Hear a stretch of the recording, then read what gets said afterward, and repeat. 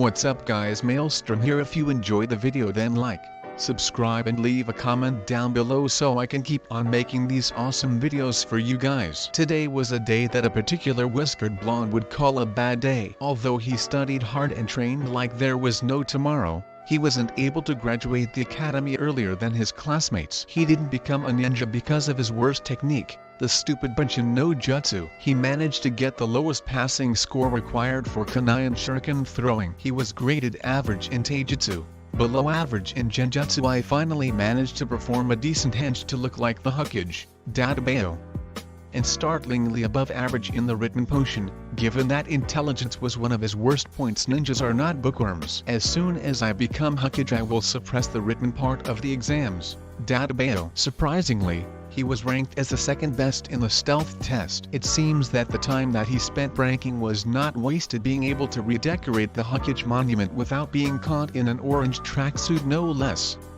And evading several ninjas was proof of it. Speaking of the orange outfit, he needed to find out who kept giving him things for his birthday without his knowledge. Going back to the defiling the mountain, he didn't do anything wrong. He only added some words on the side of the Yondaime's head, space reserved for Uzumaki Naruto. He was going to be on that mountain someday, so he had every right to do that. What was he thinking about before that? Oh yeah, the stupid Bunshin no Jutsu that messed up his chances to become a ninja. Iruka-sensei said that it was too soon for him to take the test and that he should wait to take it with his classmates and work on his book knowledge. Then came the time after the exams, when the students exited the academy to meet their families. Those who graduated were being congratulated, while the four, aside from him, who failed the exam, were encouraged by their parents to try again another time. He didn't have anybody to cheer him up and tell him to try again next year. He only had the cold looks of the adults and children staying away from him. Not everyone shunned him though. The parents of Shikamaru,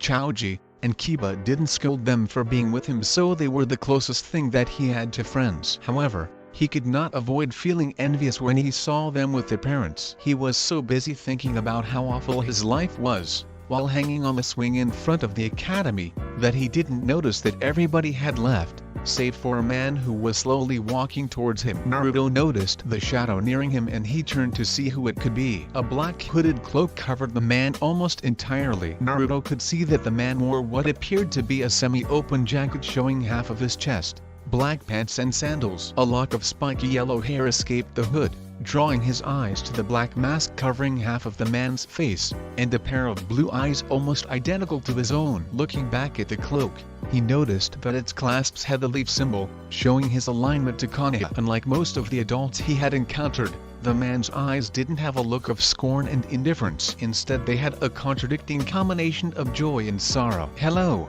what are you doing?" said the man with kindness, something that Naruto had only experienced with the Sandame. "Nothing important," replied the boy nervously. He was not used to a stranger talking to him politely. "You don't look too well. Do you want me to push the swing?" asked the man. "Maybe it will put you in a better mood," he added in a somewhat hopeful way.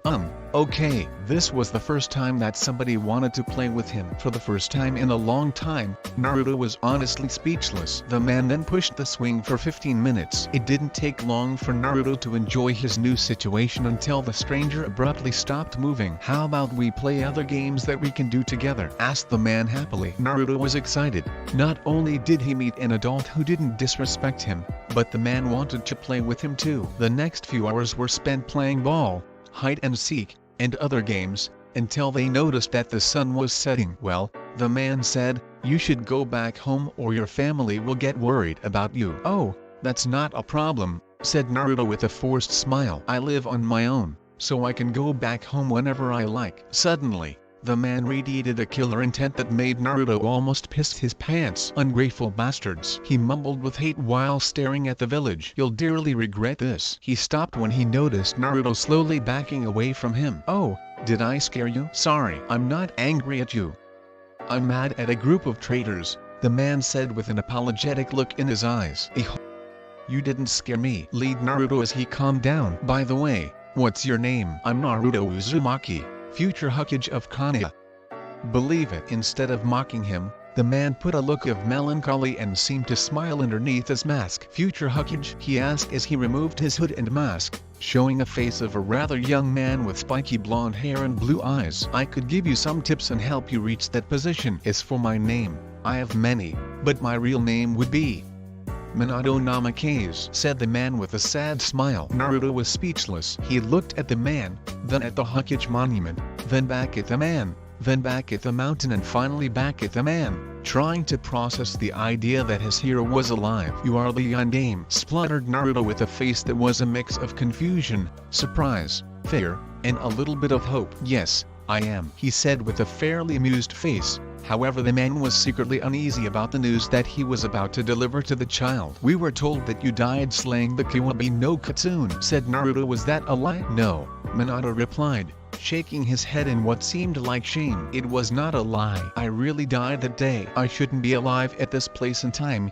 but I am, and this time I won't leave," he said with a determination and conviction that spread to Naruto. "Yeah!" shouted Naruto excitedly. "Everyone in town will have a party to celebrate your comeback, and there will be a ceremony for you taking back the Hokage rank. All of my classmates will be jealous of me for being the first one to meet you, and there won't be a welcome back party for me," interrupted Minato with an irritated look. "I won't retake the Hokage seat as well. The villagers don't deserve me," he stated with barely disguised fury. "But why?" Naruto asked, confused. "Being a Kage is a dream of many ninjas. It was also my dream a long time ago, but after what they did to you," Minato sighed as he looked Naruto in the eyes with a deep sorrow. "What they did to me?" repeated Naruto. "What do you mean by that?" Minato breathed slowly. The moment that he feared yet expected was coming. "Naruto, this is not the first time we met. We met on the day you were born, the 10th of October, 10 years ago," explained Minato with a sad smile. Naruto was again speechless as he listened to what the Yondaime was saying. "To me,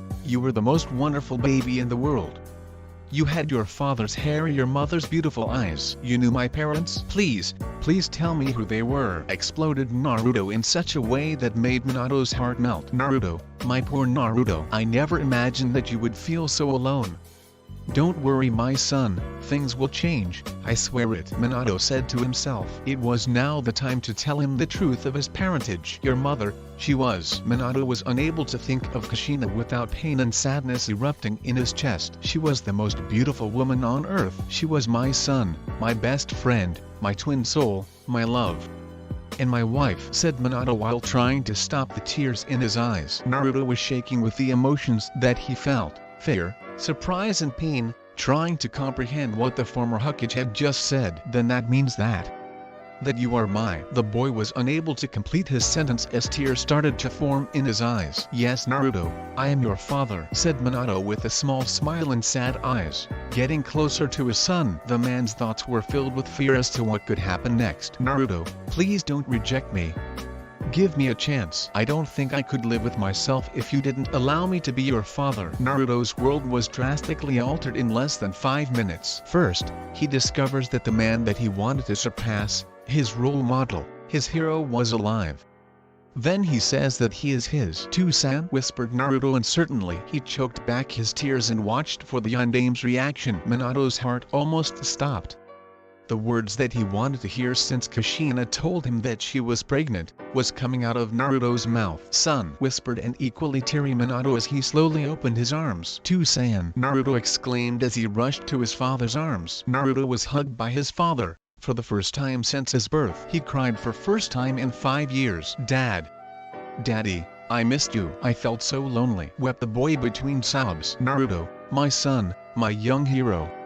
I swear that you'll never be alone again. I will be with you on your graduation day. I will give you the talk. I will meet your girlfriend. I will watch you in the Chunin exams. I will be in your wedding. And I will be with you the day that you become the Hokage. Best of all, we will be a family again." Unnoticed by them, behind a tree, a young girl saw the scene with a smile and tears in her pearl eyes. "Naruto-kun, I'm so happy for you," she thought happily before leaving, not wanting to intrude on such a private moment. Omake, Chapter 1, Deleted Scene. Naruto noticed the shadow nearing him and he turned to see who it could be. The man had very spiky blonde hair, blue eyes and was dressed in a red and blue uniform, though the man expelled an aura that made the red look orange. Naruto recognized the man as the main character of his favorite anime. "Why, you are Son Goku, and you are in Super Saiyan state," babbled Naruto. Goku hugged Naruto. "Naruto, my son, I have finally found you," exclaimed Goku. "Nani, I'm your son?" asked Naruto. Goku looked at Naruto. "The story about how we got split apart is too long and complicated to tell it right now. It involves Dragon Balls and a time machine that didn't work well," said Goku. "How are you so sure that I'm your son?" asked Naruto, still reluctant to believe Goku. "It was too good to be true." "Easy. Are you blonde with blue eyes?" asked Goku. "Yes," responded Naruto. "Do you have lots of energy?" asked Goku. "Yes." "Do people tell you that you are not very bright?" asked Goku. "MMPFF.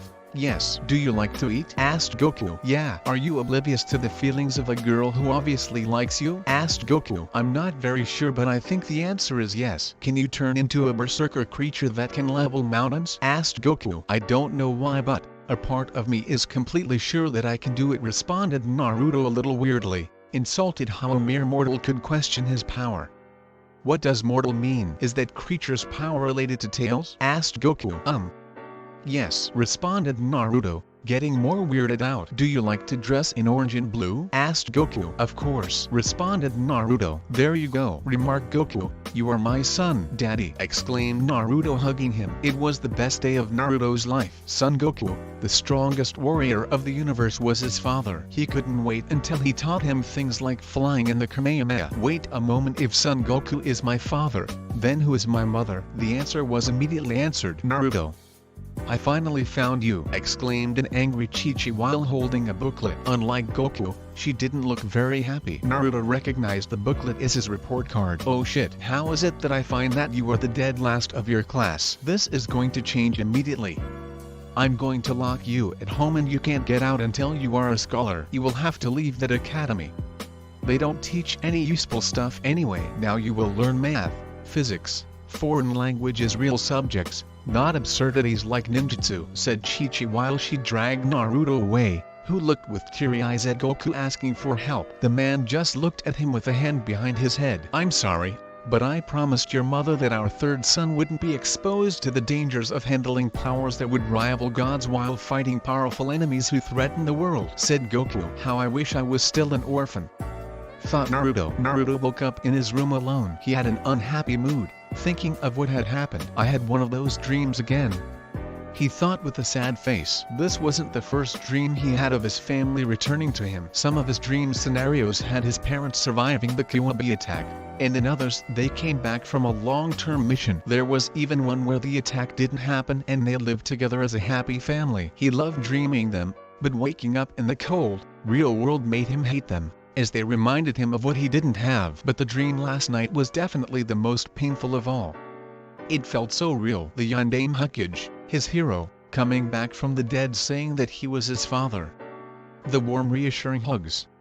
And the promise of never leaving him alone again. Enough, he thought. If the Yondaime really was his father, the old man would have told him, the people would have treated him with more respect, and he would have had a house and fangirls like Sasuke. Unwillingly, he got up his bed. Not changing his clothes, he went to the kitchen to prepare a special ramen breakfast to cheer himself up. He decided not to go to the academy that day. He was not in the mood for boring lessons and cold glares at the entrance of the building. Then he noticed that something was not right in his apartment. The floor was without the used clothes that he left to be laundered and was completely mopped. Going to the living room, he also saw that the empty ramen packages that he left around the house were gone as well. Impossible. There was still a month left until his annual cleaning. The only explanation he had for this was that someone broke into his apartment and stole them.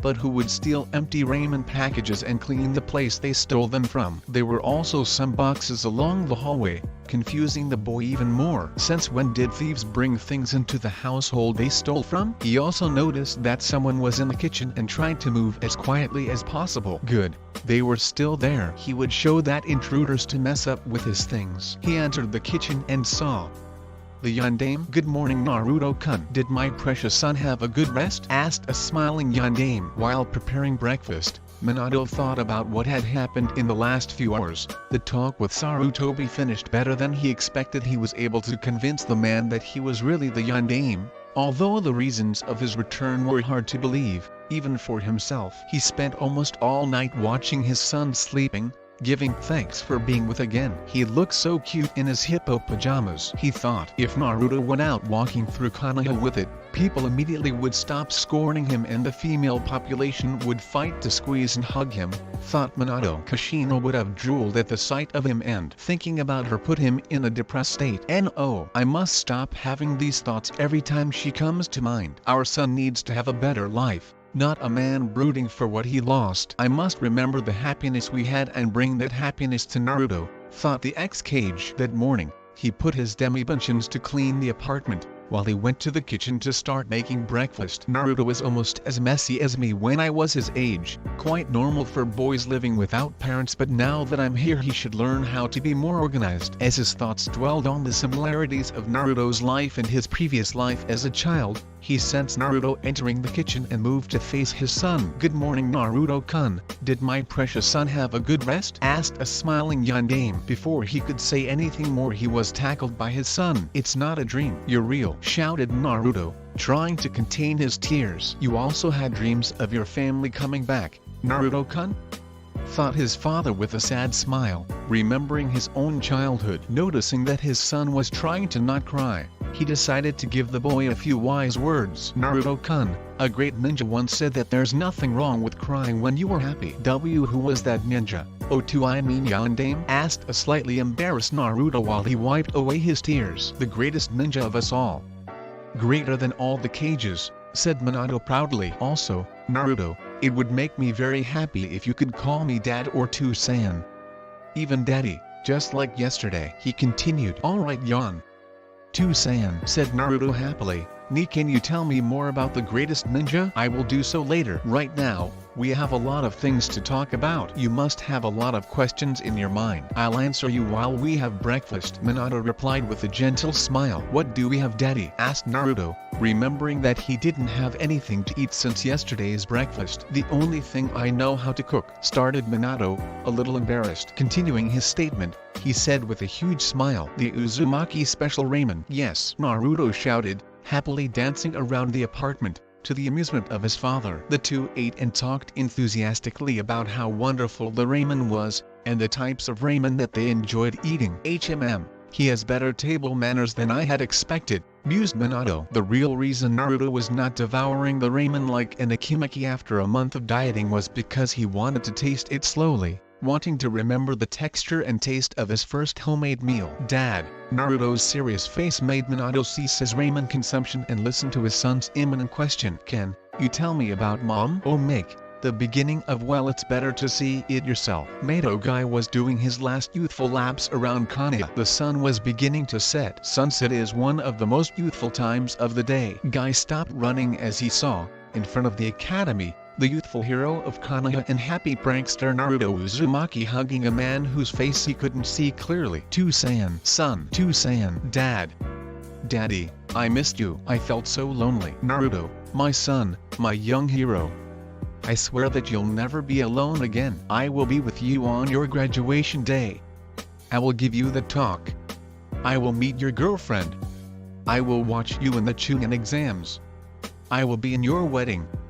And I will be with you the day that you become the Hokage. Best of all, we will be a family again." Guy was ecstatic before the exhibition of youthful love. "That beautiful scene is now etched onto my brain forever," thought Guy, with tears in his eyes. "I wish I could do this too with my own son, or at least with my own son figure in that sunset. I should use it with my patented ultra-cool and breakable genjutsu technique. I should add something of my own, like waves or something." Guy left the scene, so happy thinking about his future creation that he didn't wonder who the man who was claiming to be Naruto's father was. Meanwhile, Minato felt a chill through his spine. "Why do I have this feeling that I unleashed a monster?" Minato took a deep breath, got up from his chair, and headed to one of the boxes he brought from the Hokage's warehouse last night. After a short while, he came back with a framed picture and handed it to his son. It was a picture of a young woman who wore a black and orange outfit and a hatay of Konoha. She was holding a kunai in what Naruto would call a cool ninja pose. One of her most striking features was her long red hair that reached her waist, But what really caught Naruto's attention was the fact that she had the same blue eyes as he. Her name is Kushina Uzumaki. She was a kunoichi with the ability to see the best of everyone. She was able to make friends with all types of people and turn negative thing around in a blink of an eye. Minato explained with a nostalgic look in his eyes. What I loved most about her was her heart of gold. She was always the first to come and help someone in need. She also hated injustice with a passion. If she found somebody who was bullied, she came to defend them, and then she encouraged them to defend themselves so they didn't have to rely on her. Also, Minato had a look on his face at this point. Kushina was unlike the usual kunoichi. While they trained to deceive their opponents in battle, she always tried to find the best way to beat them straight up. Instead of ambushing the enemies, she charged at them with frontal attacks. Instead of being quiet, she was loud, constantly catching everyone's attention. She was one of the least feminine women of the ninja nations. At least, until we became a couple. Minato chuckled lightly at that last bit. Yeah, way to go mom, said Naruto happily. I wasn't complimenting her though, thought Minato with a shook drop. Do you have more pictures of her, Dad? Do you? Asked an anxious Naruto, eager to get as much information about his mother as possible. Of course, replied his smiling father. In less than a second, Minato disappeared, only to reappear with more pictures from the box. This was your mom and I on our first date. He hands picture after picture to Naruto as he continues his narration. This was when we went to the beach.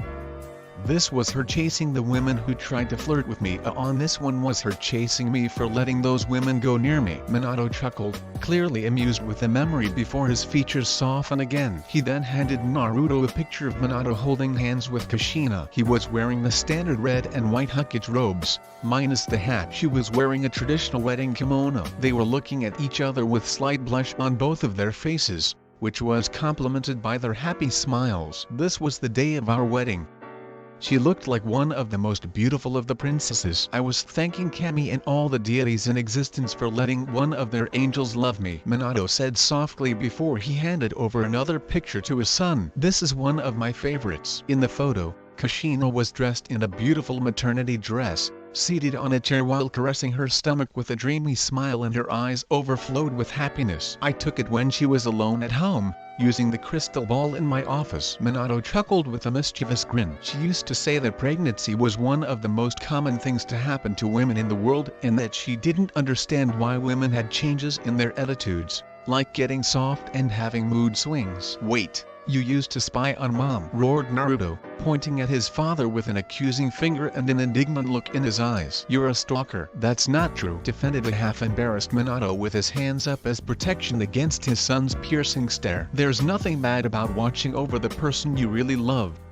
It's proof that you care for them. Meanwhile, at the academy, one of the future kunoichi in Naruto's class sneezed. Are you alright, Hinata? Asked a concerned teacher. Why yes, I'm alright, Iruka-sensei, aforementioned girl said with a red face. That is reasonable, said Naruto. Yes it is, said a relieved Minato. This one. In the last photo, Kushina was shown wearing a hospital gown on a bed. Her exhausted face showed how much energy she spent just before the picture was taken. Yet her weary face still radiated joy. If her smile was any indication, Minato was looking down at a newborn Naruto with a hypnotized, spaced out, but just as happy, look on his face. This was taken the day you were born, said Minato sadly. We were going to start a family as orphans, Kushina and I knew what you were going to need.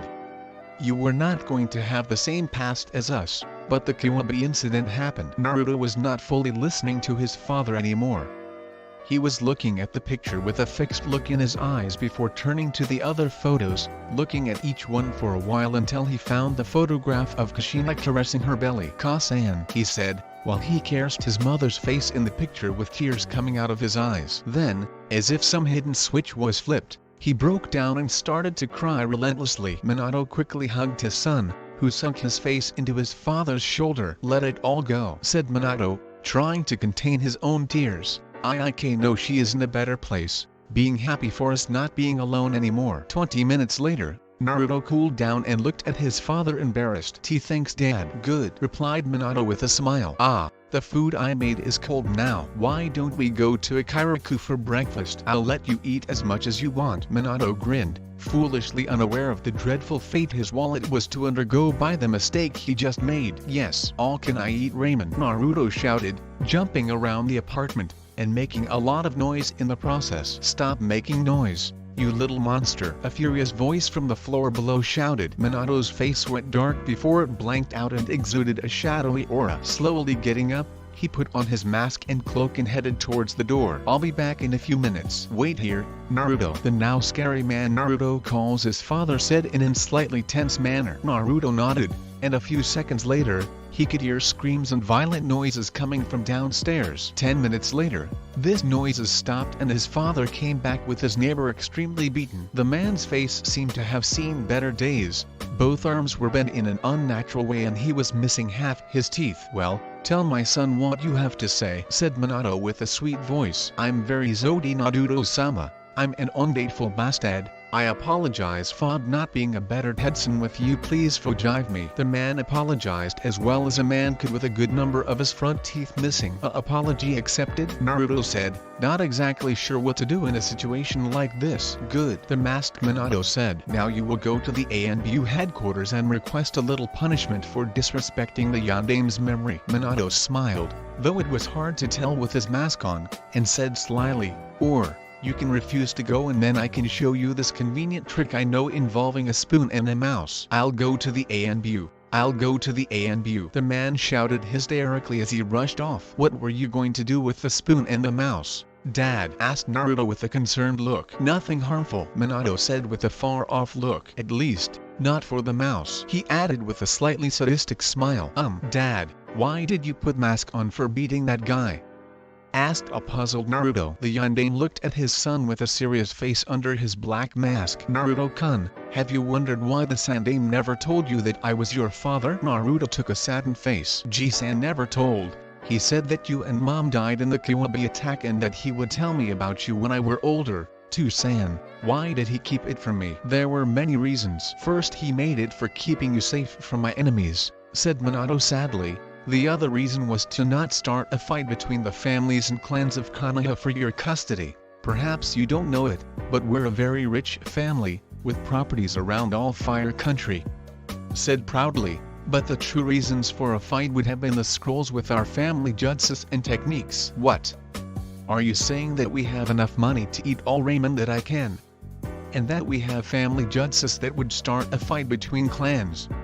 Said an excited Naruto with stars in his eyes. Yes, said Minato rising the chin. And they even didn't know about our secret bloodline limit. What is a bloodline limit? Asked a confused Naruto. What does it do? Minato ship dropped. He wanted to pass the exam without knowing it. Thought slightly embarrassed. I'll tell you another time, said with a sigh and turned more serious. Naruto-kun, until you don't get strong enough, we'll have to hide my true identity as the Yondaime. But don't worry, with the exclusive training method that I have thought for you, you'll be more powerful in a few weeks than most academy students. I warn you, it will be very exacting but it will make you the strongest ninja of Konoha. Yes, Dad. Don't worry, I will deal with anything you throw to me. I'll make you proud. Believe it, said a happy Naruto. I'm already proud of you, my son, thought Minato. By the way, how are you going to hide your true identity, San? Asked Naruto. Good question, son. I'll never have enough of him calling me that, thought his father. This is what we are going to do. They spend the rest of the morning chatting, forgetting to go to Ikiraku's ramen. Iruka couldn't stop to think all morning about Naruto. Yesterday he almost passed the Genin test but failed in the Bunshin Jutsu, not gaining enough scores for pass. Being such a good-hearted man, it was very painful to fail one of his students. It made him feel a bad teacher, especially after the hostility he had for the blonde boy at the beginning. Fortunately his duty as teacher overcome his hate and later he saw that there was no way that the kid would be the fox that killed his parents. He planned to take the boy to ramen for cheering him up but he didn't come to class. Damn, he took it worse than I expected, thought concerned. Okay, class, that's all for today, said. While the students were exiting the class he couldn't stop murmuring for himself. Naruto, what I'm going to do with you? Ano, Iruka-sensei, are you talking about? And Naruto-kun said a shyly voice. Iruka saw the shy Hiwaga playing with her index fingers, obviously regretting the question. Iruka smiled at the girl. Yes, Hinata, I'm going to check why Naruto didn't come to class. He perhaps Ida's be because his father came back yesterday and what? Are you sure about you are saying? Said the teacher in a shock.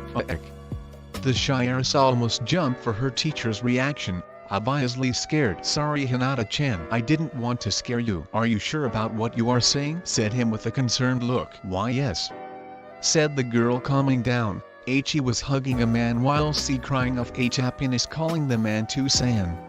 She could not avoid to smile dreamily, thinking about the father-son re-encounter. I could not see his face. I left B because I thought they needed to be alone." Before she could finish to talk, the teacher rushed out of the academy heading to his student's apartment. He arrived to the building where his student lived and opened the door with the copy of the key that the Hokage gave him the day he found out that he invited Naruto to eat eventually. "So that's the reason, because I will wear this mask, Naruto," said a black-dressed man with matched cloak and mask. "Yes, now I understand. Do you think I'm going to need one too?" said a smiling Naruto. "Probably as soon as I start walking through the streets without mine." "No, people shouldn't enter others' houses without invitation," said the cloaked man to Iruka. "Iruka-sensei," said the happy blonde without noticing the glares between his father and teacher, "I want to introduce you to someone. This is Arashi Uzumaki, formerly known as Arashi Kazama, my dad." He lost his memories in the Kiwabe attack and was wandering through the world, and then, when he regained them, came back. He said triumphantly, "Dad, this is Umino Iruka, my teacher. He also babysat me occasionally when he was a genin," Naruto said to his father. That last phrase only reminded Minato of the years of his son he lost forever, deepening the wound in his soul. "Glad to meet you, Iruka-san," said Minato in a forced tone. "Same goes for me, Arashi-san," responded the Chunin in the same mood. "Naruto, go to the stand without me. Your teacher and I have to talk about some things," said the masked ninja. "Okay Dad, don't be late." "Oh, Iruka-sensei, sorry for not coming today to class," said the happy Jinchuriki, leaving the building, not noticing the tension between the two adults. "Well, Iruka-san, now that we are alone you can start with your questions," said Minato. He couldn't help but feel a mix of gratitude and resentment to the man before him. Gratitude for looking after his son and resentment for taking the role of father figure that should be his. Said man stepped forward and before he noticed, gave him a punch to the face. Now the proportion of resentment was raising. "How you dare to come back and act like nothing happened?" shouted a furious Iruka while he gave a punch to the gut, and after that punch, came another, and another. Minato didn't said or did anything while he received a beating at the hands of the teacher. "You know what the kid you call son had to pass," said Iruka with rage in his eyes. The masked man didn't say anything while he received another punch. Being shunned by the parents of the kids he wanted to play with, ignored by the people, forcing him to do pranks to recall their attention, said sadly. Waking up alone in the mid of the night for a nightmare and not having nobody to comfort him, said with flaming eyes. "Those eyes. Are these the eyes that the Sandaime saw in me?" He started to laugh. "Why are you laughing?" Iruka grabbed the man by the mask with the left hand and gave him a punch with the other, sending him to the other side of the room, leaving the mask in Iruka's hand. "And why the hell you don't fight back?" yelled. "I'm laughing because I'm happy to know that Naruto had you looking for him," said getting up. "And I don't fight back because I deserve the beating for what I did to my son," said Minato, showing his face. "You are the..." Then realization hit the teacher. "Why you sealed the fox and your own son, sacrificing your life?" "Yes, I did," said the Yondaime with a disgusted face, taking back his mask. "As Hokage I couldn't take another child having my own. Cages cannot demand to their subordinates something that they wouldn't do," said painfully. Iruka realized the nobility of the sacrifice that the man did, giving up his life and his son's happiness for a village that didn't respect his last wish. He felt dirty for being part of it, and he also realized in horror that he tried to kill that man in an attack of anger and jealousy. "Hokage-sama, forgive me," said the Chunin, kneeling before the Yondaime with tears forming in his eyes. "I thought you left him all those years and then I saw him talking happily with you like nothing happened. I couldn't stand it." "Iruka-san, I told you I deserved it," said Minato, pulling out a paintbrush from his pouch. "You must have a lot of questions for me," said while he wet the brush with the blood from his cheek. Then he discovered that Iruka was also an enthusiast of chain questions. "Naruto knows that you are the Yondaime. How are you alive? What are you going to do? Are you going to be Hokage again?" asked a nervous Iruka. Minato answered the questions while drawing something in his mask. "Yes, he knows that I'm the Yondaime. I'm not in the mood of telling again the history of my comeback, so asked the Sandaime. "I told him yesterday." And about your last question, my response is no. I won't leave this filthy town after they did to my child, said with contained rage. I understand Namikaze-sama, said Iruka, remembering his name from the books. Minato Namikaze, the Yondaime Hokage, is dead, said the blonde man. He died the day that the third law was necessary to protect his son from the hate of those he saved. Then he put back his mask and continued talking. All that remains is Arashi Uzumaki, the father of the future Hokage. The mask had now 6 red whisker marks, thicker than Naruto's, made with his own blood. The day before, with the current Hokage, Sarutobi was not having a peaceful week. First of all, it starts with the defacing of the Hokage at the hands of Uzumaki Naruto. Well, it was funny, but the paperwork he had to make for relocate the ninjas responsible for the watching of the village during the blonde's raid was hell. Now they were destined to D-rank missions that would show them to do their work. Then came the complaints of those fools who wanted the kid punished for that. However, they shut up when he showed them that it exposed the failures in the security of the village. The truth was that the stealth and deception skills of the blonde student were higher than most Chunins. No wonder that Danzo came asking to take him under his wing whenever he fooled the ninjas of the village. No, Naruto won't become one of those soulless tools of his old rival. He only needed 2 proofs that the crippled man didn't disband Roop to charge him for treason, but there was not way to catch him off guard. Then his grandson had the idea of taking his charge, defeating him. Hell, he even asked for a private teacher for make him a better ninja. Perhaps Ebisu would be a good choice. He made a good work as the ANBU guard of the kid and was very fond of him, although he didn't prove it. Listen, the fact that he was a Jonin specialized teaching confirmed his decision. Yesterday came the academy exams. Naruto spent the week saying that he was going to pass it and start his race to become Hokage.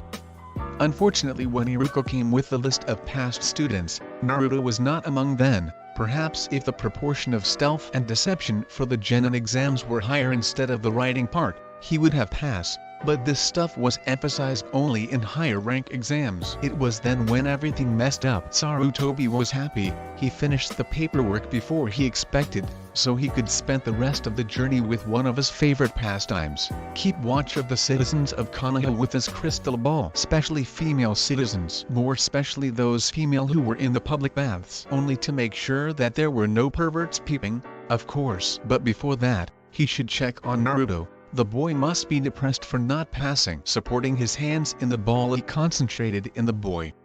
What he saw left him suppressed. The kid was playing with a masked man, probably a ninja according to his clothes. The most strange thing that was this man was not one of his men, only a cloak brooch with a symbol of the Leaf Village suggested that he was from Leaf. He should send somebody to retrieve and interrogate this man. The man removed his hood and mask, revealing a face that he didn't expect to see again among the living. He couldn't hold back a tear after the touching scene. Then he saw everything and read that man was impersonating the Yondaime. Not only that, but he knew that he was Naruto's father. And for add salt in the wound, he was playing with the feelings of the boy he considered a second grandson. Yamato, Boar, Crow, come here. Shout while doing a jutsu that changed him into his battle suit. 3 figures materialized in the room. They couldn't help but feel fear for the amount of contained killing intent that their leader was radiating. Come with me to the academy, ordered his leader. Crossing the distance that separate the Hokage Tower from the academy in record time, they arrived to the scene. The boy didn't notice their presence, but the Yondaime doppelganger did. He pinched a point of the crying boy's neck, putting him to sleep. It's time to sleep, Naruto-kun. Now adults need to talk, whispered to the boy. The Hokage spoke him a menacing tone. Whoever you are, release the kid and come with us. Then you're going to come with us to see Ibiki. Then you will explain to what were you going to do with him, and how the hell did you know that he was the Yondaime's son? Yamato and Crow aka Ebisu were shocked. First his leader takes, then they see the Kiwabi container hugging a man who looks like their deceased hero, and then the Hokage saying that said hero was the boy's father. I'm the Yondaime, said the man in an authority voice, getting up, taking the sleeping child in his arms. I can prove it, old friend. Don't listen to him, Hokage-sama. It's a trick from the demon, yelled Boar, making the worst mistake of his life. Before he realized it, he was trapped in the 2 highest killing intents he ever felt. One came from the Hokage, furious with the future corpse. First for considering the boy a demon, and second for having the insolence for breaking his law before him. The second one came from the blonde man. His bloodlust was similar to the Kiwabi. Worse considering that all was aimed directed to him. In a blur of yellow light the Yondaime was behind Bor holding his son with his left arm and a blue ball of chakra in the right hand. He is not the demon, scum. Shout, slamming the ball on his back, breaking his spine and causing tremendous internal damage to the stupid guy, destroying his ninja career forever. Yamato and Crow were too scared to do something. After seeing how the elite ninja was defeated by a ghost using two of Konoha's most powerful jutsus, Sarutobi looked at the shattered ex-Hanba with disgust, then to his ex-successor and formed a slight smile. I believe you, Minato. Why don't you come to my office and explain everything? Minato smiled back. It will be pleasure, Sarutobi-san. I'll be waiting for you there. Oh, and make sure that the pig keeps his mouth closed and receives a demotion if he survives, said disappearing in the yellow light. You too, said the Sandaime to the other A and B. You take him to the hospital and make sure he is under sedation until I say the opposite, and don't talk about this with anybody. HAI responded them in unison. Sarutobi arrived to his office to find his predecessor sitting in his chair, caressing the hair of the sleeping child on his lap, not noticing his arriving. Yes, it's him. Now I have no doubt left. Though the Hokage. How was his life, old friend? Was he happy in my absence?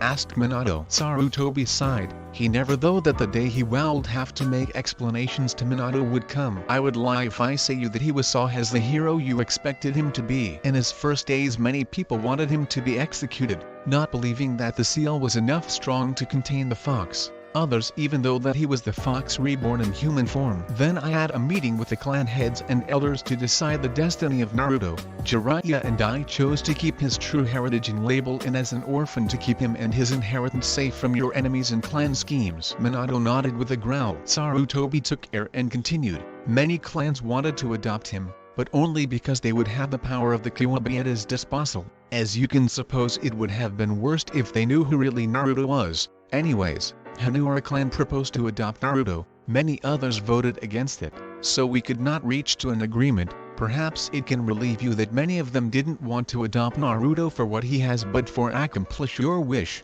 like the Akamachis, Yamanakas, Naras and surprisingly the Hyuga branch house. They also know what it is having a cursed seal against their will, whispered Minato. Finally it was decided that he would be an ordinary orphan and raised like one without special privileges.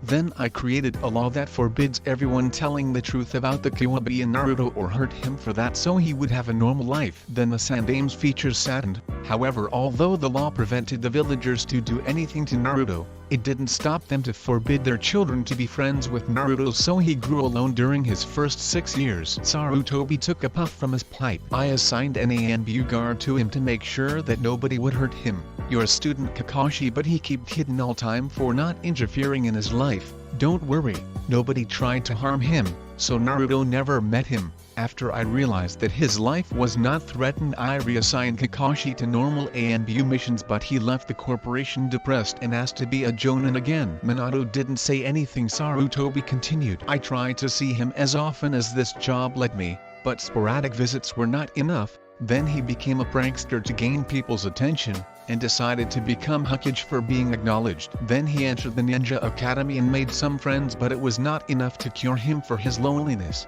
Without anybody to help him at home and more interest and gain attention than studies, he barely passed the tests. Today he tried to do the Genin test, 2 years before his classmates, but he was unable to perform a decent bunch and so he failed. Then you came back. Sarutobi stopped talking before the insane amount of killing intent that the Yondaime was trying to contain. He headed to window and released it against the unprepared village. The Inizuka's dogs howled with desperation. The Ibarams spend the rest of the day trying to stop their bugs from escape of their bodies. All babies woken up and started to cry. The non-ninja population suddenly freezed and the ninjas got on guard against an unknown enemy. I have one last question, said Minato, calming down. What convinced you that I am Minato Namikaze? The look in your eyes while you attacked that fool. There is no way to imitate the eyes of a man protecting his family, said a smiling Hokage. Minato looked at the Hokage. I suppose now I must tell you why I am alive, don't I? Yes, I still can't believe it. You were supposed to be trapped in the stomach of the god of death in a fight for all eternity, told Sarutobi. Yes, I was, Minato sighed. After I sealed the Kyuubi in Naruto, said with a guilty face. I only had some seconds to say goodbye to him while I was feeling my soul sucked by the Shinigami. I lost conscience. I died. Said, trying to put up with the memory. Take your time, you can tell me it another day, when you feel better to do it, said Sarutobi, worried. And no, I must take it off. I didn't tell the others when I resurrected and now I lost the chance. The others? Who are the others, Minato? Asked Sarutobi, puzzled. Patience, you'll know what I'm talking about, said Minato, and then continued his history more relaxed. After I died, I wake up in a world ruled by the god of death. It was the place where those fighters who sacrificed themselves for the others or have a heroic death came after their deaths. Being the stomach of the god one of the entries, said Minato to a surprised Sandaime. You were not condemned to an eternal fight as it was supposed to happen to everyone who used the Shikifia-jin?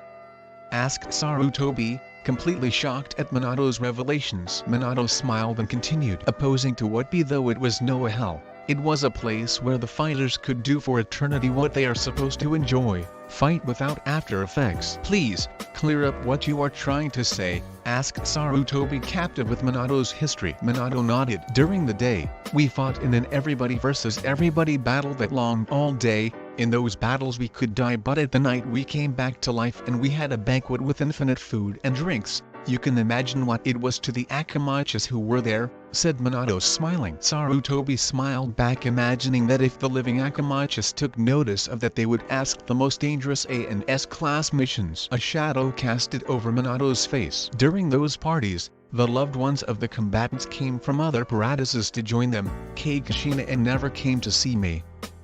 She probably must hate me for what I did to our son, said, sadly hugging Naruto. Sarutobi didn't know what to say to console the returned hero. Minato waited a minute to clear up his mind. However, I met some interesting people. I met some warriors of the West who called that place Valhalla. They were the only ones who didn't choose to get surprised in their awakening in that world. I also met many heroes from the elemental nations, including Hatake Sakumo, the Sandaime Kozikijin, especially the Shodaime and the Nidaime. You met them?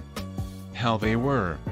Asked Sarutobi, like a child meeting his heroes. They were deaf and as young as they look in the mountain. According to what they asked other ninjas of Konoha, they were very satisfied with your government of the village. They said that with your guidance Konoha became the most powerful and prosperous ninja village of all elemental nations while keeping the way of the peace. Sarutobi was relieved to know that his senseis were proud of him. All his life he had the doubt of not being good enough for his charge, although he was there more time than all their predecessors combined. In the beginning they didn't believe that I was the Yondaime. Only after I defeated them both and the word of other Konoha ninjas they believed me, said, enjoying the memory. Then he turned serious. Whenever a Konoha ninja came, I asked him or her about my son. They always got surprised when I told them that Naruto was my son, but unfortunately none of them knew something significant about him. By the way, none of them hated him. It looks like only those who are able to value other sacrifices and acknowledge other heroes are welcome there, said happily. So not stupids there, eh? Said Sarutobi. Minato nodded and continued again. 3 years after my arrival, Hiwaga Hisashi came. He told me the same history than you of the branch family trying to adopt Naruto. I thanked him for trying to care him, but I was relieved that the try of adoption never came to success. Naruto cursed with 2 seals and turned servant to a clan that slaves its own kind without even having the Byakugan? No thanks, better keep orphan and free. Sarutobi didn't say to Minato that he refused to give Naruto to the branch Hyugas, although they got enough votes to adopt him. He also thought that Naruto was better alone. I formed a team with Sakumo, Hisashi and the Hokages. I tried to recruit Akimeki Chaozu, my old teammate from my Genin days, but he already was in a group composed of Naras, Yamanakas and other Akamachis. Sarutobi, at the though of the power of a team composed of such heroes, couldn't help but fell a little envious of Minato. We became one of the most powerful teams of the Valhalla, or Kingdom of the Warriors, as was called by us, Easterns. The 5 next years was a succession of victories and parties. If only Kushina would have come. One day we were shocked by the arrival most of the Uchiha ninjas. Sarutobi nodded. Yes, the Uchiha massacre. Itachi, the greatest genius of the clan in many generations, one day went ballistic and killed all his clan minus his little brother, Sasuke. said the Sandame. Suddenly Minato started to radiate another insane amount of killer intent, interrupting the Sandame and spoke with venom in his words. Itachi was not alone the day he murdered his family, said Minato with such a look of eternal hate that for a moment he looked scarier than the fox demon. He had the help of a man who used the power of his cursed Sharingan to make the Kyuubi attack Konoha, the man who founded Akatsuki, the man who will use them to hunt down Naruto and the other Jinchurikis. Minato's rage raised. In Konoha people started to look frightened to the Hokage Tower. The man who fought the Shodame in the Valley of End, the man who should have been death, the man who destroyed my life, the man I'm going to kill, Uchiha Madara. Sarutobi was speechless. Madara? Alive? It was completely unbelievable, but the fact that Minato was alive and talking to him made it possible, and he felt fear.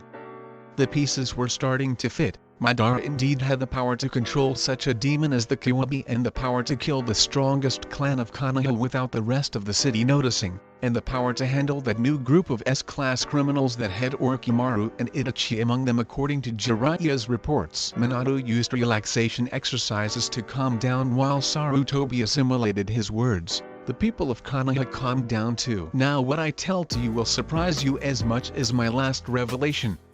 Please, don't interrupt me, said Minato. Sarutobi nodded, preparing himself to the most bizarre part of the fantastic history of his successor. 4 years later, after the Uchiha massacre. It was 2 years ago, interrupted the Sandame. I told you not to interrupt me. You'll understand in the end, said Minato. Sarutobi blushed like a kid receiving a reprimand. Minato continued. 4 years after the Uchiha massacre, one day the Shodame and Nidame disappeared and came back several minutes later with you and a lot of leaf ninjas. Sarutobi was frozen in the chair. Orochimaru formed a new village, Otogakure no Sato, to attack Konoha with the help of sand. After tricked them to join him, he used a forbidden jutsu Kakios, Ito Tensei, to bring back to life the Shodame and Nidame as his slaves to kill you. You defeated them with the Shikifyajin, dying in the process and coming back with them to the kingdom. The look on Sarutobi's face was indescribable, but as was a very normal face when you are told how you are going to die and you believe it.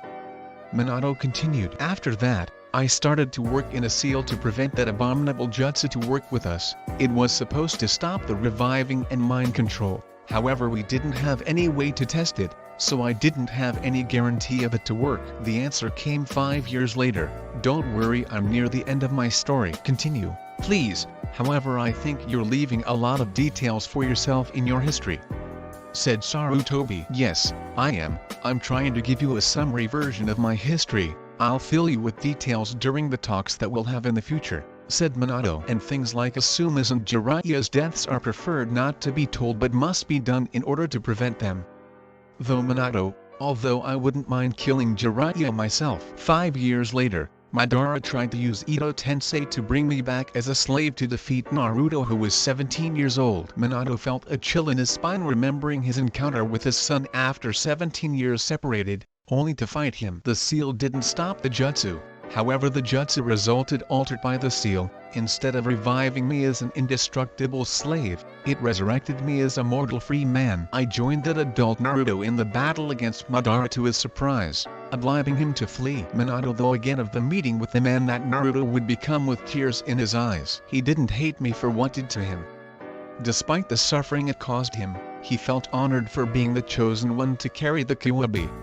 Minato wiped the tears on his face and continued, smiling to the sleeping child. When I told him that I did it because I was his father and couldn't choose another child, I thought he was going to hate me. But he hugged me and cried like he did today. He was so happy of having his father back after the losses he had those years. Yourself, Sasuke, Jiraiya, Iruka, said Minato. What happened to them? Asked the Hokage. I'll tell you another time, don't worry, we'll prevent them, told Minato. However, I don't guarantee that Jiraiya will keep unarmed, though. I spend the next months with that adult Naruto, getting to know ourselves. He told me how was his life, but he prevented to tell me all the truth. That's why I asked you before.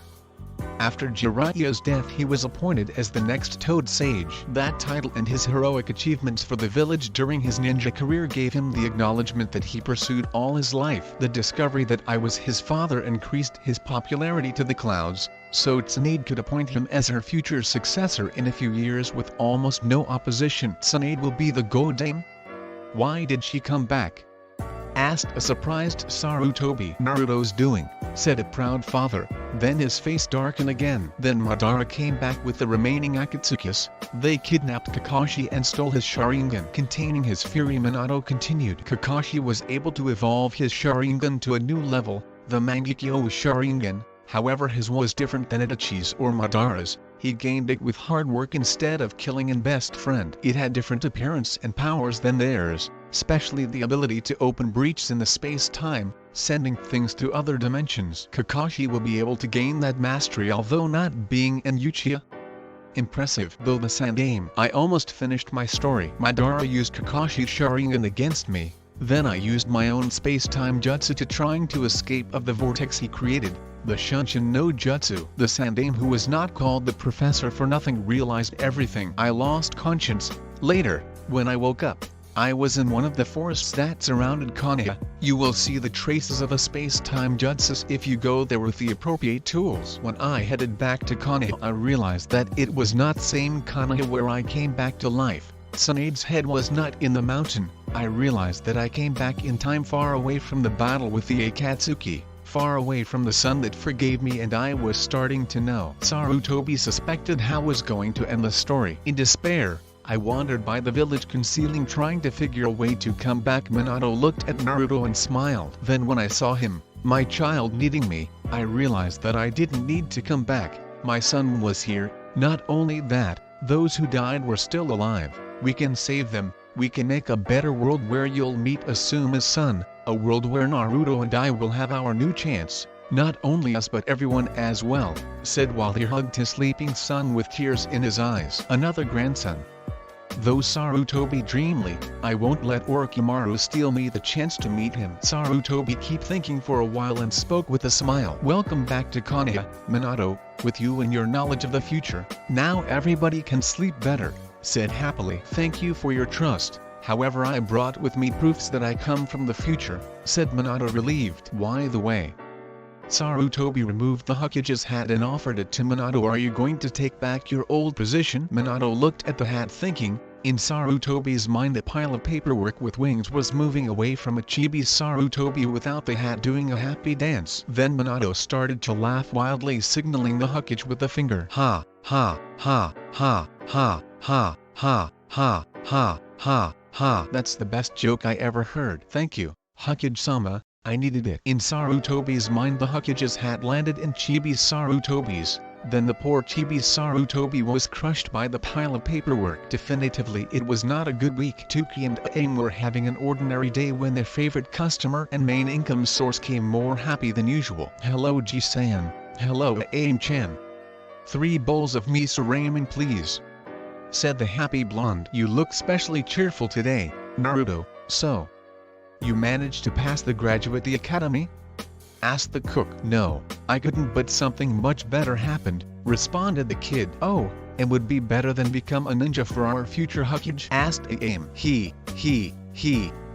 You'll see later, said with a foxy grin. The cook started to prepare Naruto's order, immersed in his thoughts, trying to figure out what would make Naruto so happy after failing the test. After years feeding the kid, he managed to see through his mask and differentiate between the true smiles of Naruto and the fake ones that he usually wore. Your order is ready, Naruto-kun, said Aim, also intrigued for Naruto's behavior. Can you give us a little hint, please? Said using the dreaded puppy eyes no jutsu. It is related to a person I met yesterday. You'll see him soon, said Naruto, starting the miso carnage in the bowl compound. Minutes later, when Naruto almost finished his 3rd bowl, 2 persons arrived. One was Iruka and the other was a man they never saw. Aim couldn't help but blush after taking a look to the eyes and half-exposed muscles of the masked man. Tuki noticed it and though of complained the Hokage about forbidding exhibitionism in ninjas. Hello Dad. Hello Iruka-sensei, said Naruto. Then he proceeded to introduce his father to the shocked cook and blushing teenager. To-san, These are Tuki and Aim, the best cooks in the world. Said pointing to them, old man, Aim-chan, this is Arashi Uzumaki, my father. He recovered from the amnesia he had after fighting the fox and he came back yesterday. Glad to meet you Tuki-san, said Arashi offering his hand to the cook with a visible smile under his mask with red whiskers. Glad to meet you too, said Tuki with a forced smile, squeezing the man's hand as much as he could. Glad to meet you Aim-chan, said to the blushing girl, making her get more redder. Naruto didn't told me that you were so cute, said with a smile, making the poor girl to faint. What happened to her? Is she ill? Shall we take her to the hospital? Asked a confused Arashi, proving that sometimes he could be as clueless about the beautiful gender as his son. It's nothing, she didn't slept well last night and she is tired, responded the cook, hiding his fury for that impostor who dared to say those things to his daughter before him. Can you help me to carry her to her room, please? Our house is behind the bar, asked Tuki with his forced smile. No problem, said Minato, noticing the fury of the man. Iruka also noticed him, but a gesture of Arashi told him not to intervene. Naruto was so busy with his ramen to take notice. Minato and Tuki took the girl to her room, then when they were in the hall Minato stopped, still with his back to Tuki. Okay, Tuki-san, why did you take me here? Asked Arashi. The cook, with the speed of a chunin, took hold of the other man from behind and leaned a knife to Arashi's neck. Who are you, imposter? Said the cook with a menacing tone. There's no way you can be Naruto's father. Why did I cause such a bad impression to everybody who is fond of Naruto? Though the ex-cage, I'm his father, I'm not impersonating anybody. And shut up, liar. I knew his true father and his mother too. How you dare to use her surname? Of course, Kushina and I always came here when we started dating. He realized Naruto's true identity. Tuki must believe that I'm still deaf. Before the poor cook realized, he and Minato switched positions and postures and he was then the one being held from behind with a knife near his neck. How? Asked confused. I call it the enhanced Karimi, one of my new jutsus. It's a version of the Karimi that switches my position and posture with my own opponent, an upward Jonin jutsu, said Arashi in a friendly tone. Minato retired the knife and released the confused man. You must really appreciate my son if you dare to attack a ninja. Now tell me, when did you realize that I, Minato Namikaze, was his father? Said removing his mask. Hokage-sama, how? Babbled Tuki. It's a long history, but yes, I'm alive again. You should talk to the Hokage to get more details. Go with Iruka. He also knows who I am. Tuki stared speechless to the Yondaime, took breath and started to talk. It was not too hard to figure out that you were Naruto-kun's father. You were always hanging out with Kushina in your later teens. The way you looked at each other was like I used to look at my wife, only a blind and deaf man wouldn't see that you were in love. Then you became Hokage and you or her started to come alone to get takeaway orders. Months later she was pregnant and with a wedding ring.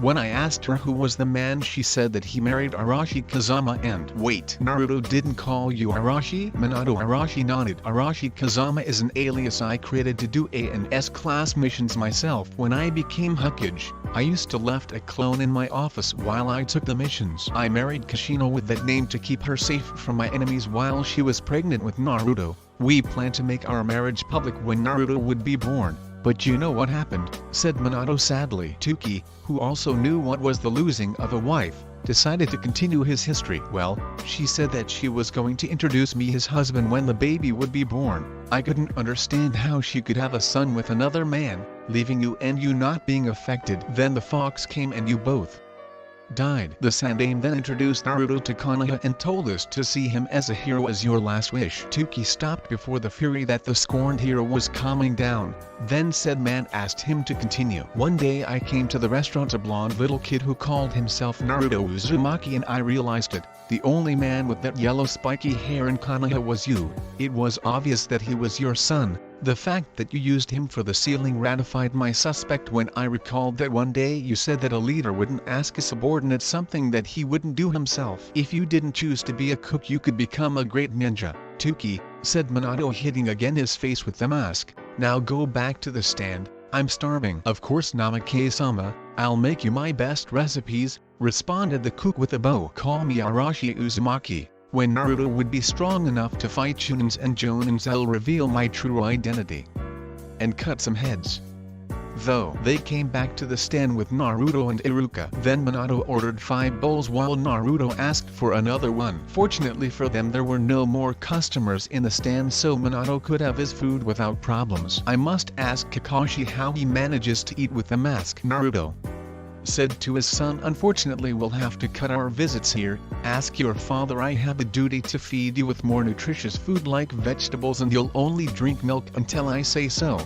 You have to gain more height and muscles. And Naruto realized that having a father wouldn't be as good as he figured and started to complain. But God, ramen is the best food of the universe. I always eat ramen and I was never ill, unlike the other children, and I never was bad nourished. And Tuki saw the threat that his business was facing and came quickly with an idea. Wait, Uzumaki-sama, you can give the list of food you like for Naruto and I can make new recipes of ramen using it for the ingredients. I guarantee you that they will be extremely nutritious and delicious, said with a smile that looked like he had a portion of watermelon in his mouth. Yes, that's reasonable. Okay, I'll give you the list tomorrow, responded the man. And Naruto, the only reason that you never were ill, it's because one of the features of our blood limit, said to his son. You have a blood limit? Exclaimed a surprised Iruka. Why, I was not informed. As his teacher I have to know those details about my students. Dad, you told me this morning what our blood limits but not what ours do. What does it do? Tell me, exclaimed Naruto with stars in his eyes. Well, the main reason that our bloodline is unknown is because our family chose to keep it secret to protect it. Another reason is that outside Konoha there are many places where those who are born with special abilities are seen as monsters and are a special target for the ninjas of those zones. Minato recalled when he met Zabuza and Haku in the other world. I'll show you what it does. He took a kunai and made a cut in his hand. What are you doing? Exclaimed Iruka, horrified. You must treat it immediately. Don't panic, look at it better. You can see how it is healing, said Minato. The teacher and the cook looked fascinated how the masked man's wound was closing itself. 5 minutes later the cut was completely healed, without scar. Then Iruka realized that Minato didn't show any signs of the beating he gave him while eating without his mask. Then said man spoke. This bloodline doesn't have a name, just for keeping it secret. Our body heals itself more faster than usual. We can recover any non-mortal wound in a night of sleeping. Minor wounds only last hours or minutes, and the best of all is the fact that it is a perfect healing. We don't get scars or any other negative sequels from the wounds we get. That means that we can't get crippled, so as long as we survive we will able to go back to active duty in a few days. In fact, we can regrow lost parts of the body in a few weeks or days. Obviously we didn't measure how much time takes each part of the body to regrow. It doesn't mean we are immortal. Wounds are as dangerous for us as for the other ninjas. A stab in the heart or in the head can kill us without problem. We can bleed to death as other ninjas. We also feel as pain as any other human, but we endure it better, said the Namikaze to his audience. Iruka was immersed in a storm of toughs. Naruto's healing powers are part of a blood limit, not the Kawabi's doing. The doctors of the academy mistook a powerful bloodline for the need of the fox for survive healing his vessel. It also make us immune to almost all diseases, and only the most powerful poisons can kill us. The rest only make us feel a little ill. As weaknesses, well, it doesn't work as good as always if we suffer chakra exhaustion or severe massive damage. Oh yes, sometimes it can react to foreign hostile chakra, making it work much faster but making it weaker for a few days later, said before being interrupted by his son. Do you mean that the other people doesn't heal with a night of sleeping? I thought it was normal. What made you think that people heal completely in a night of sleep? The other students need some weeks of recovery when they broke their limbs, but when you did, you were next day as good as new, said Iruka. Well, in RPGs people only need to spend a night in the inn, and in mangas many of the heroes recover very fast. Nobody told me that usually wounds lasted more than a day, said the boy with a smile and his hand behind his head. Iruka felt the reproachfully stare of the ex-cage for not explaining his son the difference between reality and fiction. Well, said Minato, interrupting his glare, applying to Naruto. Your bloodline was already discovered by the medics, but it was mistaken for the thing. Iruka knew what was he referring to. Next week I'll have an appointment with the Council of Elder and the representatives of the clans and explain them about it. Perhaps I'll have to make some demonstrations of it, our family jutsus and my skill level, so we will be able to establish ourselves as the Uzumaki clan, said Minato. Wow, a clan. He "Here, I can't wait to tell it tomorrow in the academy," said Naruto. "Sorry son, but for the next 2 weeks I'll be giving you a special training for improve your skills. Then, after those weeks, you'll train with me all evenings. I warn you, it will be brutal, but the way for the Hokage is a hard one. On the good side, you'll have immediate results. In a few months you'll surpass your classmates. Is it alright, Iruka-sensei? I can take my son for 2 weeks without any problem, can I?" said, looking to the teacher. "Oh, of course there is no problem. Clans can take their children to give them clan training," responded Iruka, not wanting to contradict the other man. "Good, Naruto, do you want to start the training now? I'll show an amazing kick-ass jutsu," said to the kid. Yes, let's start training, Dad." "Jump, Naruto." "Okay, so around your arms around my neck and hold as much strong as you can. I'll use a special jutsu for bring us to the place where we're going to train." "Iruka, you pay the bill," said while his son embraced him as he told. Before the teacher could say anything, father and son were surrounded by winds making Minato's cloak flutter. With a jump they left the place. Flying, Iruka and Tuki were frozen in the place while they watched the pair flying away. Same happened to several villagers who saw them. Many of them headed to tell the ANBU while others went to the hospital for being treated for hallucinations. "I think we should have a talk with the Hokage," said Iruka. "Why yes, but first pay," responded the other man. Minato and Naruto landed in one of the training fields near the forest. Before the Yondaime could say anything, Naruto bursted out. "You can fly. How do you do it? Are you going to teach me? Tell me. Calm down, Naruto," said Minato, almost surprised by his son's hyperactivity.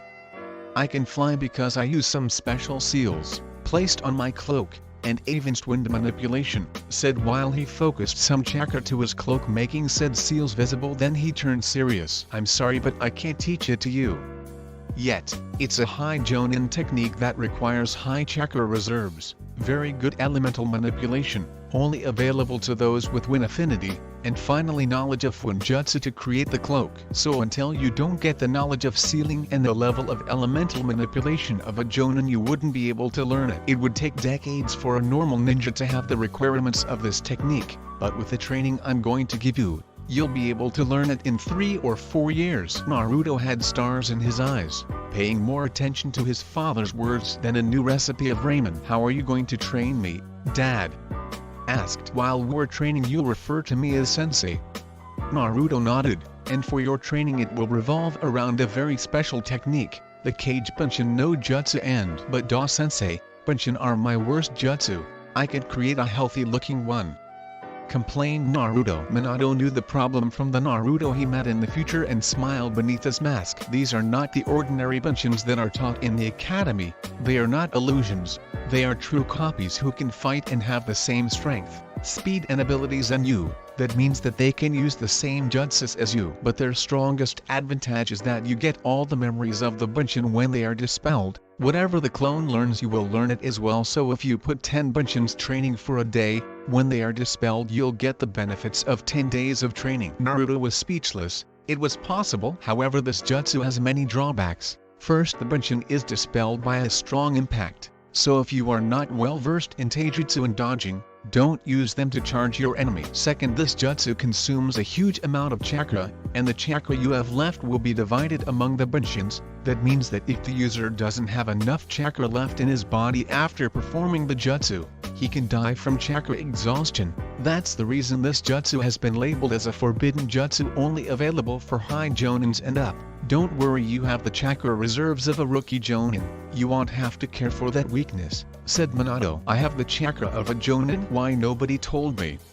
asked a confused Naruto. "Well, nobody measured your chakra. It is something that Jonin senseis are appointed to do to determine what to teach their students when they become genin. That's also the reason why you are unable to create a single Bunshin. With your low chakra control you put on the jutsu such amount of chakra that you literally kill the clone. The chakra control exercises they taught you are good for students with the chakra of a student, but not for you. They should have taught you more advanced chakra control exercises like tree climbing or water walking, but those exercises require a chakra level not frequent in academy students, so Iruka never thought about them teaching to you. If he had, you would have passed the test yesterday." For a moment Naruto looked depressed but then cheered up. "So that means that I'm not a bad student. They didn't give me the proper training," said smiling. Yes, you are bad in ninjutsu because they taught you bad in that area, but you must improve in the other areas, like taijutsu, throwing, genjutsu and academic knowledge. If you were better in them you could have passed. It's the same that book knowledge is more valued for genin than stealth and deception,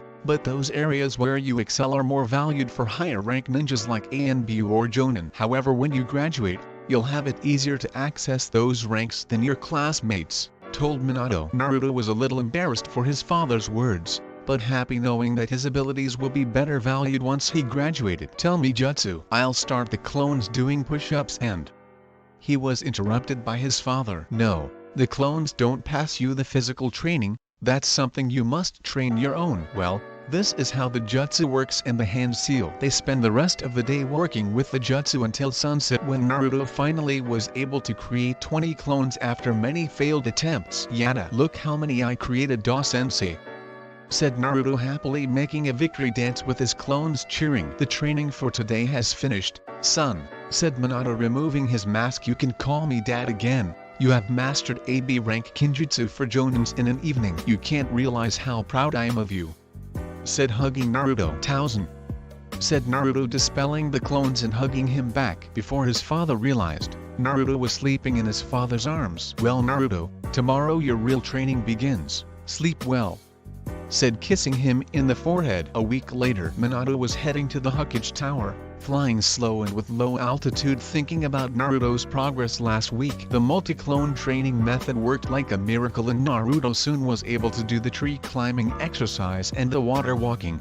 Then they spent the rest of the week training without clones and taijutsu, using weights to improve Naruto's strength and speed. They also started the new diet with more vegetables to Tsuki's wallet happiness. Naruto was now in Kakashi's house. He still couldn't believe his student's reaction when he met him again, at least until he told him that he was Naruto's father and that he met his. Yesterday he told Naruto about his return, like the Hokage did to Iruka and Tsuki. Then Naruto told him that there must be another reason why Kushina didn't come to see him. She couldn't hate him. He also knew about the impact that the return of the demon's vessel father will be for the unprepared people of Konoha. The villagers were scared to hell by the killing intent he displayed the day he returned. Then there were reports of Naruto Uzumaki hanging out with a flying man who was soon nicknamed as the Black Angel. Not a bad name. In fact, he was going to use it. He ignored the surprised villagers while he landed in front of the Hokage Tower. A Chunin guard headed to him. State your name and business, said the man, trying to keep his cool. Arashi Uzumaki responded, emphasizing his surname. I have an appointment with the Hokage in the council. People started to look at him with whispers and murmurs, while he waited his escort to the meeting room. So this is what you have to cope daily, Naruto. Though with his blood boiling now, things will start to change. A trio of villagers composed of an ugly man, a young fat woman and an old hag who were giving him a especially nasty look suddenly had an Arashi clone on their side. Same happened to other groups of villagers with bad looks. You must be wondering if I'm Naruto Uzumaki's father. Yes I am. Any problem? Asked the clone, displaying enough focused killer intent to paralyze a tiger. The old hag had a heart attack. The ugly man pooped himself and the fat woman fainted. Similar scenes happened to the other groups of villagers who dared to give him dirty looks. You should take the old lady to the hospital, said to the scared man, and ask them for some adult diapers, said, stopping his killer intent. Many of those villagers who didn't give him dirty looks and didn't receive a clone started to laugh at the scene while the rest took note of don't tease the masked man. Yamato and Crow appeared at the scene and bowed to Arashi like he were the daimyo, to the shock of the people. Uzumaki-sama, we were sent to escort you to the meeting room. They looked at those villagers who felt his wrath. Then they looked at him. Well, at least you didn't kill them like you did to the other ANBU, said Crow jokingly, trying to play down the importance of the matter. No ungrateful bastard mess up with my son and lives. I swear it on the wish of the yellow flash, said Arashi menacingly. The villagers understood the message. Many of them felt ashamed for their attitude while others were so scared of the man to feel anything but fear. Arashi got into the tower and headed to the council room. The Hokage, the elders and the clan heads were there. Most of them looked at him with indifference while others like the Akamachis, Yamanakas, Naras and Inuzukas with curiosity. He headed to the Hiwaga clan head in a cheerful tone. Hisashi, long time no see you, my friend. I finished to develop the jutsu we were working and wait, you are not Hisashi. said looking to his forehead. He spoke in a more serious tone. You are Hiraishin, his twin brother in the main family, don't you? Since his brother's death 7 years ago, nobody mistook him for Hiraishin. The memory of his brother still bothered Hiraishin, so it was taboo talking about him in his presence. And then that man who claims to be the Uzumaki brat's father comes in acting as an old friend of his brother. Yes, I'm Hiraishin, said maintaining the composure. How did you know my brother Uzumaki-san? Asked in a suspicious tone. We made some missions together, and some sparring matches, then we became friends and started to develop a special jutsu. And Hiwaga-san, Uzumaki-san, we didn't come here to gossip about old times, we came here to test Uzumaki-san's abilities to see if he is powerful enough to establish a new clan in Konoha with the rights and privileges that it entails. Interrupted Koharu. I have enough power to wipe you all, old mummy, though Hiraishin. Well, let's start, said Homura. According to the Yondaime's files, you are a special ninja with no who is specially trained for A and S class missions. In fact, you took all the 8 S class missions that happened of the Yondaime's mandate and half the A class, said impressed. Soon the room was filled with whispers and murmurs, with people looking at him with disbelief. Minato smiled beneath his mask. He created Arashi Kazama when he became Hokage and discovered that the ninjas who took the higher rank missions would have better payment than him, while he was going to spend the rest of his career doing paperwork. During those missions he left a clone in his office doing the paperwork and other boring tasks. He didn't expect that he would be now Arashi at full time. I want order in the room. We are not in a beauty salon. This is the Council of Konoha, said the Sandaime with authority. People shouted up. Homura continued. Let's see, according to this file you lost your memory in the Kiwabi attack 10 years and you were wandering through all the world until you got it back and returned. Is that true? Asked the old man. Arashi nodded. Then he explained to the council some of the things of the West that he learned from the warriors in the other world for verify his story. Well, here's a medical report describing your bloodline as an enhanced form of healing that left no after effects and lets you heal any wound in less than 24 hours. It also says that you are immune to all common diseases and poisons. Yes, responded Minato. There's no way that I or my son finishing like that guy, said pointing to Danzu. Said man ignored the insult and directed a question to Arashi. That sounds impressive, but that bloodline only looks useful in the aftermatch. It won't give you any advantage in a combat, said mockingly. Some counselors agreed with him. First gate, open, shouted Arashi. The chakra overwhelmed the room. The counselors were speechless. Second gate, open. The bugs of Shibuya-Buram started to revolt. Said man had to use all his will to keep them in line. Third gate, open. Kuromaru was trying to escape the room, trying to dig a hole in the wall. Fourth gate, open. The weaker counselors pissed themselves. Arashi headed to Danzu without closing the gates. My blood limit lets me use the gates without risk to my health. For me this is still a risky technique but not a forbidden one. As a drawback my blood limit only lets me open only half the gates. The others are impossible for me, explained before closing them. Very impressive, said Koharu, looking that Arashi didn't look wounded or fatigued after that display of power. Okay, said Sarutobi. I agree to establish the Uzumakis as a new clan in Konoha. Welcome to the council. Meet us tomorrow afternoon in Colosseum to test your skills and techniques, so we will determine your ninja rank. You can left, said Sarutobi, keeping his neutral attitude but glad for Minato's performance, letting those fools sweating. Many of the counselors started to speculate what sort of challenges they should prepare for the ninja. Wait a minute, said one of the elders. How can we give a seat in the council to someone who we barely know and didn't prove his loyalty to Konoha? Were the man's last words. Before anybody noticed, Arashi was before the man radiating the same killer he displayed in his return, but now focused completely in the poor fool. I proved my loyalty to this ungrateful village when I offered my son 10 years ago to save your miserable life. The village still didn't prove itself worth of it, said looking at the man with a look that would scare the Kiwabi himself. The poor idiots fell to ground, deaf, killed by fear. It looks like there's another vacant in the council. We'll meet tomorrow, said Arashi jokingly, leaving the room. Special report.